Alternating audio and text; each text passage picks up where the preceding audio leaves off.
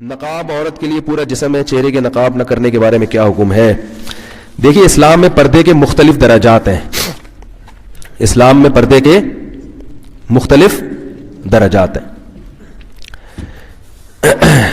ایک درجہ تو یہ ہے کہ عورت اپنے آپ کو اتنا چھپا دے کہ اس کی چادر پہ بھی مرد کی نظر نہ پڑے کبھی بھی.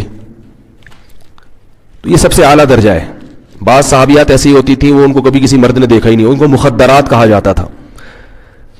لیکن ظاہر ہے یہ وہی خواتین ہو سکتی ہیں جن کا پھر مردوں سے کوئی لین دین نہ ہو یا معاشرے میں کوئی.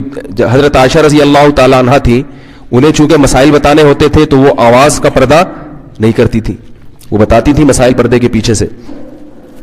لیکن کچھ صحابیات ایسی تھیں جو اپنی آواز بھی مردوں سے چھپاتی تھیں. تو اعلیٰ درجہ ہے، کوئی عمل کرنا چاہے اور اس میں کوئی نقصان بھی نہ ہو تو سب سے اعلیٰ درجہ ہے، لیکن لازم نہیں ہے. دوسرا درجہ یہ ہے کہ عورت اپنا چہرہ کھولے اور اپنے ہاتھ اور اپنے پاؤں کھول لے، باقی پورا جسم غیر محرم مرد سے. یہ سب غیر محرم کی باتیں ہو رہی ہیں، محرم مراد نہیں ہے، محرم سے پردہ نہیں ہوتا. تو غیر محرم مرد سے چہرہ، ہاتھ اور پاؤں کے علاوہ پورا جسم کیا کر لے؟ چھپا دے. یہ والا پردہ چاروں ائمہ کے نزدیک بولو بھائی فرض ہے، یعنی کم از کم اتنا درجہ.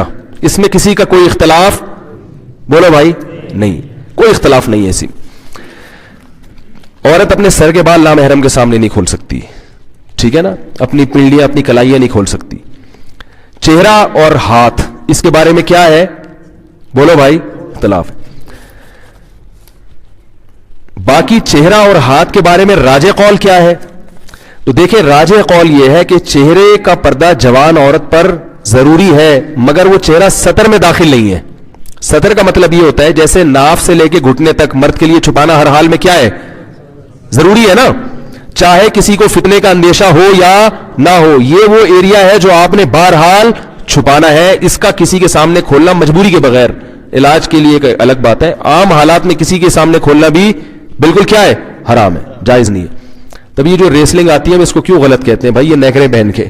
ایک لڑکے ہمارے شاگرد فٹ بال کھیلتے تھے، کہتے یار اس میں کیا ہے؟ میں نے کہا فٹ بال کھیلو لیکن کپڑے کیا ہونے چاہیے؟ گھٹنے آپ کے ڈھکے ہوئے ہونے چاہیے. تو یہ مرد کے لیے سطر ہے. تو عورت کے لیے چہرہ، ہاتھ اور پاؤں کے علاوہ کا جو ایریا ہے نامحرم کے لیے وہ کیا ہے؟ سطر ہے. اس میں فتنے کا اندیشہ ہو یا نہ ہو جوان عورت نے بہرحال وہ بولو بھائی چھپانا ہے. بوڑھی عورتوں کو کچھ چھوٹ دی ہے شریعت نے، لیکن جوان عورت نے، اور 50 سال کی عورت بھی یاد رکھو جوان ہوتی ہے. بعض لوگ جوان کا مطلب لیتے ہیں کہ 19 سال کی ہو، جب تک بالکل اس کو اتنی چہرے پہ جھریاں نہ آ جائے کہ استری کرنے کی باقاعدہ ضرورت پڑ جائے. اتنی جب تک جھریاں نہیں آتی وہ کیا سمجھی جاتی ہے شریعت کی نظر میں؟ جوان ہی. اتنی زیادہ اس میں اٹریکشن ختم ہو جائے کہ کسی کو پیسے بھی دونا تو وہ شادی کرنے کے لیے تیار نہ ہو. جیسے ایک چٹکلا ہے، ٹائم ہے سنا دوں. وہ ایک آدمی کی شادی ہوئی، اس نے بغیر دیکھے شادی کی. اس کو بتایا گیا بھائی بڑی حسین دلہن ہوگی. جب اس نے دیکھا تو وہ تو بالکل ہی بہت ہی بیچاری بدصورت تھی. تو قاضی صاحب نے نکاح پڑھایا. تو اس نے قاضی صاحب سے پوچھا جی آپ کی نکاح پڑھانے کی فیس کتنی ہے؟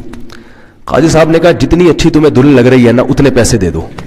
بھائی پہلی رات میں دلہن تو سبھی کو اچھی لگتی ہے نا. قاضی صاحب کا خیال تھا 1-2 کروڑ روپے تو ملیں گے لازم. جتنی اچھی تمہیں دلہن لگی ہے اس حساب سے کیا کرو، نکاح میں نے پڑھا ہے، اس دلہن کو حلال میں نے تمہارے لیے کیا ہے تو مجھے ظاہر ہے تگڑی رقم ملنی چاہیے. جیسی تمہیں دلہن دلائی ہم نے، یعنی تمہارے لیے حلال کی ہے نکاح پڑھا کے، تو اس حساب سے کیا ہونا چاہیے؟ ہمارا کمیشن ہونا چاہیے. تو اس آدمی نے کیا کیا؟ 10 روپے پکڑا دیا. کیا کیا؟ قاضی صاحب کا منہ لٹک گیا، یار یہ کیا؟ تو اس نے کہا کہ بھائی قاضی صاحب آپ بھی ذرا گھونگھٹ ہٹا کے دیکھ لیں. قاضی صاحب نے جب گھونگھٹ اٹھا کے دیکھا 5 روپے واپس کر دیے. بولے 10 روپے بھی آپ کیا کر رہے ہو؟ زیادہ دے. تو اگر کوئی ایسا حساب کتاب ہے، اتنی بیچاری بوڑھی ہو گئی ہے، تو پھر تو پردوں کے معاملے میں شریعت نے اس کو آسانی دی ہے. لیکن جب تک جوان عورت ہے تو یہ چہرہ، ہاتھ اور پاؤں کے علاوہ باقی جو پورا جسم ہے وہ نامحرم کے سامنے کیا ہے؟ سطر ہے. اس میں یہ نہیں ہے کہ فتنے کا اندیشہ ہے یا نہیں، وہ بہرحال نامحرم سے ہر صورت میں چھپانا ہے. اور نماز بھی اس کے بغیر نہیں ہوگی. نماز میں اگر سر کے بال کھل جائیں، پنڈلیاں کھل جائیں تو نماز نہیں ہوتی. تو نماز میں بھی جیسے مرد اگر سطر کھلا ہوا ہو مرد کا نماز میں، قمیض کے بغیر آپ کی نماز ہو جائے گی، لیکن اگر سطر کا ایریا آپ کا کھلا ہوا ہے تو نماز آپ کی نہیں ہوگی. تو نماز سے خواتین سمجھیں جتنا ایریا نماز میں چھپانا فرض ہے اتنا نامحرم کے سامنے چھپانا بھی فرض ہے سطر ہونے کی وجہ سے.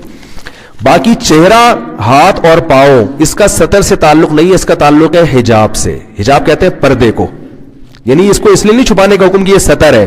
اگر اس لیے حکم ہوتا تو نماز چہرہ کھول کے عورت کی نہ ہوتی. سمجھ رہے؟ تو اب دو لوگ کیا کرتے ہیں جن کو اس چیزوں کا علم نہیں ہوتا، دونوں چیزوں کو کیا کر دیتے ہیں، گڑبڑ کر دیتے ہیں. اس لیے پریشان ہوتے ہیں کہ یار ایک طرف چہرہ کھولنے کی اجازت ہے، دوسری طرف کیا ہے، چہرے کا پردہ ہے، تو یہ کیا ہے. تو چہرے کا جو چھپانے کا حکم دیا گیا ہے. اچھا یہ بھی یاد رکھیں، امام شافعی، امام احمد ابن حنبل کی ہاں چہرہ بھی سطر میں داخل ہے، یعنی وہ بھی عورت کے لیے چھپانا بہرحال کیا ہے، ہر صورت میں فرض ہے. لیکن بر صغیر میں فقہ حنفی کو فالو کیا جاتا ہے، اس لیے میں فقہ حنفی کے مطابق بتا رہا ہوں. دلائل دونوں کے پاس ہے قرآن و حدیث کی روشنی میں. تو فقہ حنفی میں امام ابو حنیفہ کی رائے کے مطابق جو عورت کا چہرہ جو ہے وہ سطر میں داخل نہیں ہے. تو وہ اس لیے فقہائے حنفیہ نے کتابوں میں یہ لکھا ہوا ہے کہ عورت پر چہرے کا چھپانا فرض نہیں ہے نامحرم سے. فرض نہ ہونے کا مطلب کیا کہ وہ سطر میں داخل نہیں ہے. بعد کے علماء نے فتویٰ اسی پر دیا کہ اس کا تعلق کس سے ہے، حجاب سے. تو جہاں فتنے کا اندیشہ ہوگا وہاں عورت کو چہرہ چھپانے کا حکم دیا جائے گا، جہاں فتنے کا اندیشہ نہیں ہے یا کوئی ضرورت ہے